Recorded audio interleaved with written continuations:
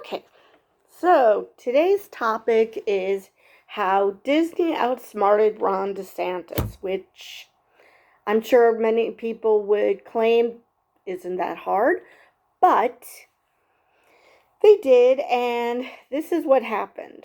First off, this wasn't Ron DeSantis per se, but Ike Perlmutter, which Disney had just axed from Marvel Entertainment. He tried a hostile takeover of the company using this venture capitalist, and because he's anti-diversity, and I know this because he didn't want Black Panther made, he didn't want Captain Marvel made, and what do those two have in common? They are not white men. So, but then they decided to outsmart DeSantis, and it's leaving DeSantis and his lawyers having a temper tantrum, claiming that this was illegal. Legal or not, it's still hilarious. So this is what happens. DeSantis thought he had neutral. Let's see. The company apparently clawed back the company's long-standing special rights on 27,000 acres around Orlando, which DeSantis tried to take. However, the Disney-controlled Reedy Creek Board, at its last meeting before state appointees stepped in, signed a 30-year development deal with the company. Following all the public notice and hearing requirements, the new deal stripped the DeSantis appointees of any real power and rubbed some salt in the wound by declaring the agreement was to run until 21 years after the death of the last survivor of the descendants of King Charles III, King of England. It wasn't publicized, but it was public, though the new board did not notice it until this month, which has lots of people scratching their heads and DeSantis livid. Caught flat-footed last week, the governor released a letter just before today's shareholder meeting challenging the legality of the late-breaking deal and vowing to investigate. Let's see if there's anything else here.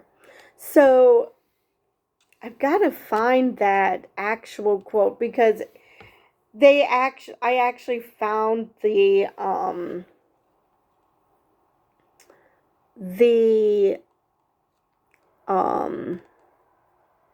entire wording, but let's see if I can find that, because like I said, it is so funny. Come on, where is it?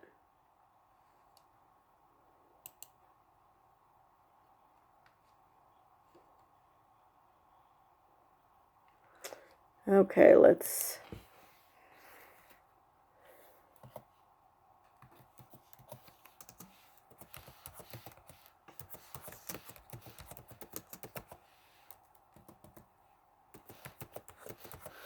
I don't know why that article gave it for me before. All right. Let's see if I can find it.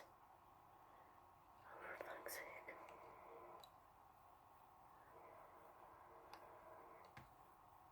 All right.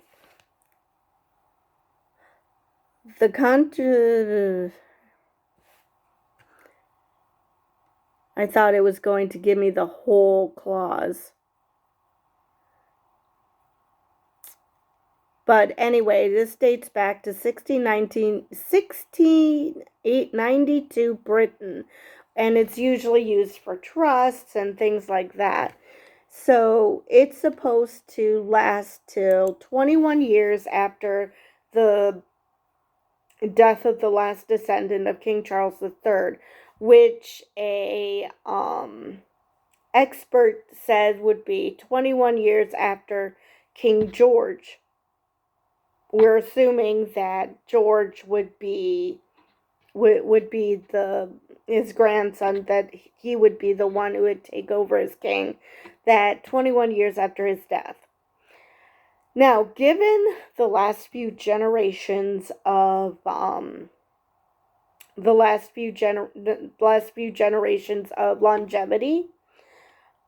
his grandmother lived to close to 100. His grandfather lived to close to 100. His great grandmother lived to close to 100. So, unless there is some serious dip in that, in Charles William and his generations, he's going to live to around 100. So, over 100 years till the end of this clause, which hopefully by then sanity will have been restored to, if not the country, at least the state. And so I assume that means that because this law was in effect when King Charles only has his grandchildren, not any descendants past that, I guess it only works for living descendants, currently living, because why stop at George? You can always assume that either George, Charlotte, or Louis are going to have children of their own. But either way, just the fact that Disney did this is a beautiful thing, and it shows just how intelligent these people are. And I'm rooting for them. I mean, there's a lot to complain about Disney for, about the way they run things. I'm worried about how they're going to deal with certain issues, like Wiccan is coming. I assume Hulkling is coming. How are they going to actually, how they're actually going to deal with that, or if they're going to find a way to sidestep the issue of a same-sex couple. I don't know, and I'm not going to assume that they're going to screw it up, because it sounds like Bob Iger cares about diversity. Kevin Feige most definitely cares about diversity. I mean, this is a comic book geek. So I'm hoping for the best. Like I said, I've heard a lot of terrible things about Disney and how they run things. So I'm not going to say that they're completely innocent.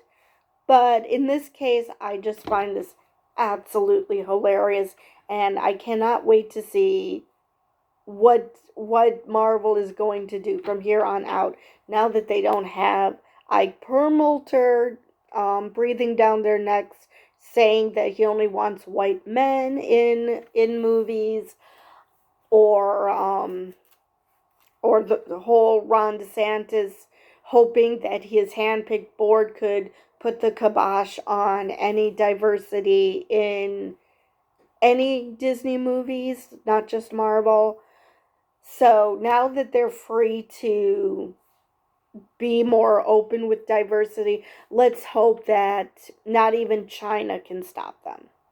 Because, yeah, I've heard that is a big issue, that they shoot their movies in such a way so that Chinese audiences can watch, because otherwise China censors the crap out of them.